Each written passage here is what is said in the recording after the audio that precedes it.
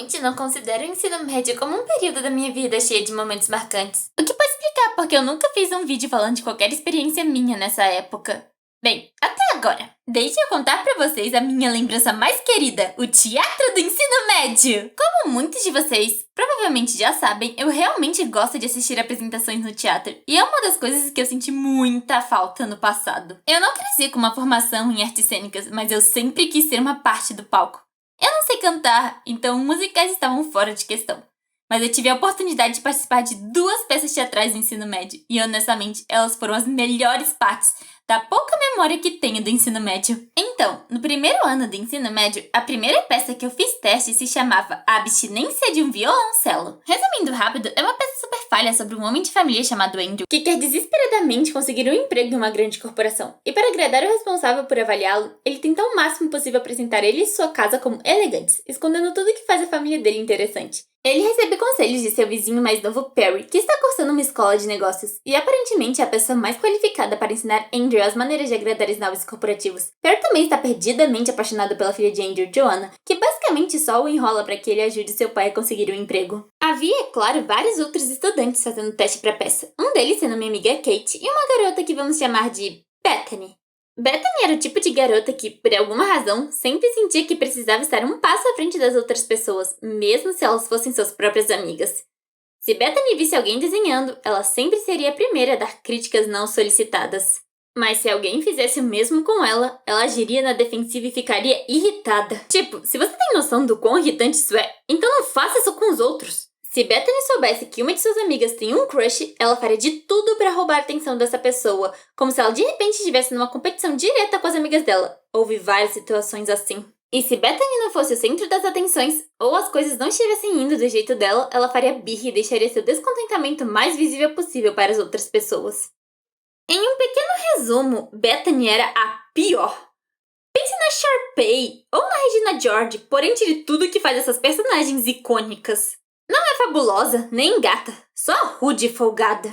De qualquer forma, ela vai voltar mais tarde, só aguarde. Já que esse foi meu primeiro teste, eu estava bem nervosa, e isso estava claramente à mostra pela maneira que eu entreguei as falas, e também pelo fato de que eu não sabia como projetar a minha voz. O diretor da peça, Sr. C, poderia facilmente ter rejeitado meu teste sem sal, mas ele foi bem gentil e genuinamente me deu bons conselhos. Vamos dizer que alguém está pegando seu celular bem na primeira fila. Como você diria, hey? Ei! Ótimo. Agora vamos dizer que a mesma pessoa está levando o seu celular, mas lá pro fundo da sala. Ei! Perfeito. Perceba que você está projetando a partir do seu diafragma. Você quer garantir que a voz alcance o espectador mais distante. Agora vamos tentar as falas novamente com isso em mente. Eu pensei que provavelmente seria difícil eu ser escalada, já que meu teste não foi muito bom, mas claro, eu ainda tinha esperanças. Então, na manhã seguinte, eu fui até o teatro, onde a lista de escalações foi colocada e vi Bethany vindo naquela direção. Ah, você já viu a lista? Você ganhou o papel da substituta. Eu não ganhei nada. Eu deveria pedir desculpas?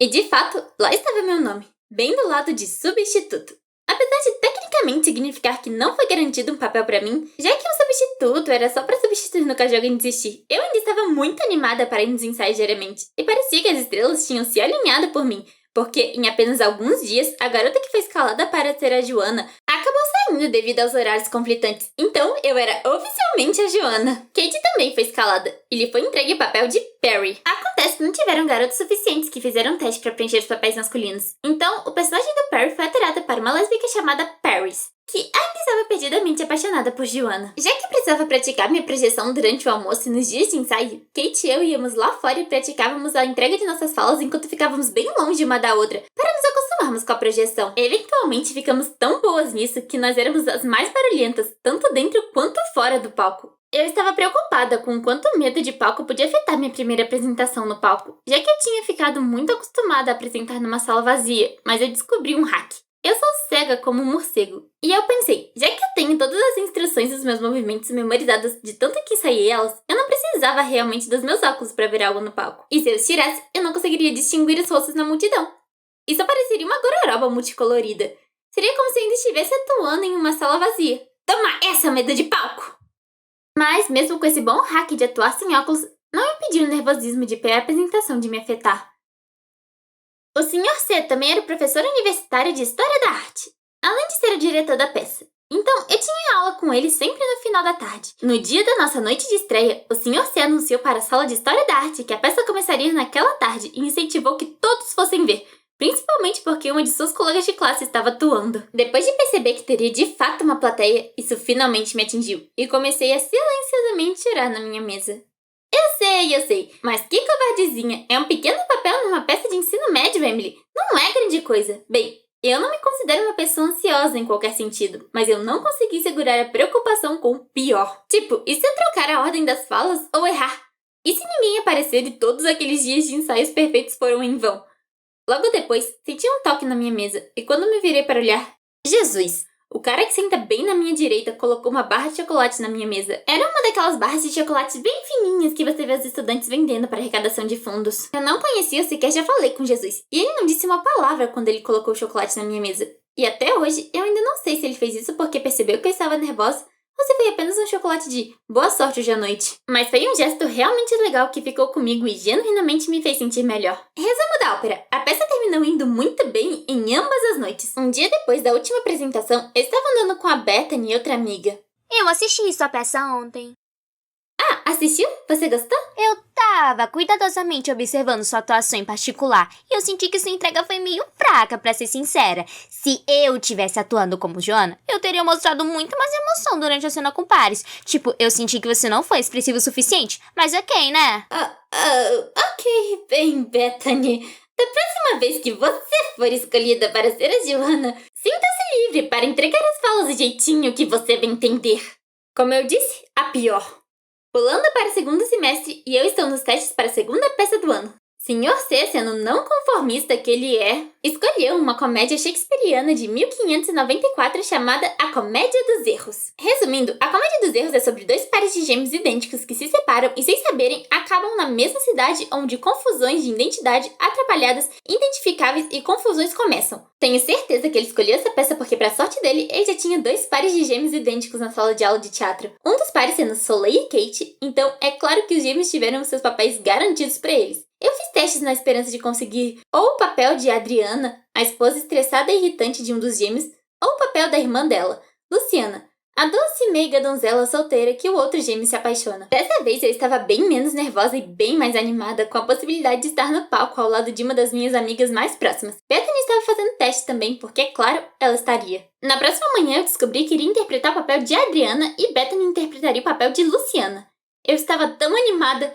Adriana tinha alguns monólogos bem longos e eu estava ansiosa para memorizar todos eles. E também tive a oportunidade de interpretar a personagem que atormentava Soleil. Porém, acontece que essas não eram as escalações que o Sr. C tinha pensado originalmente. Depois do primeiro dia de leitura do roteiro, o Sr. C me puxou para o canto. Então, eu meio que cometi um erro e acidentalmente inverti a ordem dos nomes enquanto estava digitando na folha de escalações. Era pra você ser escalada como Luciana e Bethany como Adriana. Você quer que eu troque de papel? Bem, se você gosta de interpretar o papel de Adriana, você pode mantê-lo. É só que, não é que eu pense que você não pode interpretar um personagem mau. Eu só não sei se a Bethany pode interpretar um bonzinho.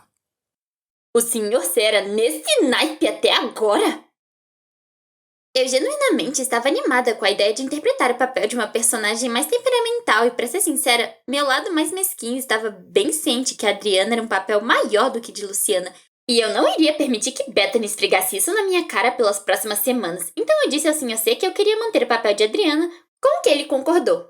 Essa peça foi especialmente empolgante pra gente porque tivemos que tirar medidas para as roupas da época. A gente realmente estava melhorando a qualidade da produção dessa vez e eu estava empolgada. O elenco era muito maior que da última peça e o roteiro era bem mais difícil de decifrar por conta do inglês shakespeariano. Mas quase todo mundo fez um bom trabalho comparecendo a todos os ensaios e decorando o texto no tempo certo. Eu disse quase todo mundo, porque uma pessoa estava bem relaxada. Ela tinha um papel bem pequeno, então ela não tinha nem de longe tantas falas para memorizar quanto o resto do elenco. Mas seja lá qual for a razão, ela frequentemente faltava aos ensaios e quando aparecia, fazia besteira e no geral se mostrava estar bem desinteressada. O que a fez ainda precisar do roteiro semanas depois do resto de nós já ter largado ele. Isso irritou muito Soleil, que francamente estava ralando duro em todos os ensaios em memorizar 1 bilhão de falas, já que ela era uma das personagens principais. E em um dia de ensaio, só 1 ou 2 semanas antes da noite de apresentação, aquele ator problemático ainda não tinha memorizado suas falas e Soleil já estava farta. O clima estava bem tenso naquele dia e Soleil estava encarando pesado o cara responsável pelo som. A cena que estávamos ensaiando naquele dia acabou sendo a cena em que a personagem dela ameaçava arrancar meus olhos. Todas as outras vezes que ensaiamos essa cena era mais cômico e divertido. Mas dessa vez sua fúria era genuína e todo mundo conseguia sentir isso. Olhe, por que razão me trancastes fora hoje? E por que negas a bolsa de ouro? Não fiz, gentil esposo, não tranquei-o fora. E eu, gentil senhor, não recebi ouro algum, mas confesso, senhor, que ficamos trancados fora. Vilão dissimulado, em ambas coisas falas falso. Meretriz dissimulada, em tudo és falsa, e és conferada em um bando maldito, para fazer de mim um desprezível e abjeto escárnio. Mas com estas unhas arrancarei esses olhos falsos, que ousam ver em mim esse espetáculo vergonhoso. Amaino, não deixe chegar perto de mim, Soleil, fica!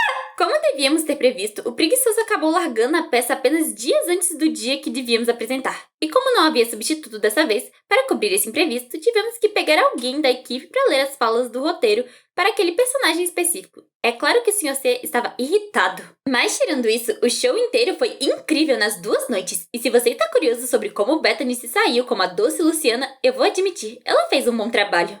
No fim do semestre escolar, o Sr. C entregou esses pequenos e fofos prêmios, e ele me deu o de a que mais melhorou e melhor memorização, o que honestamente me deixou mais feliz que qualquer a mais que recebi de qualquer prova daquele ano. Se você está procurando algo extracurricular e talvez queira melhorar sua confiança, eu definitivamente recomendo o teatro. Pessoalmente, eu acho muito divertido e é uma experiência que ensina muito, especialmente se você tem um bom professor de atuação. Isso me mostrou que eu genuinamente amo atuar. Tipo o que estou fazendo agora. Eu acho, isso conta?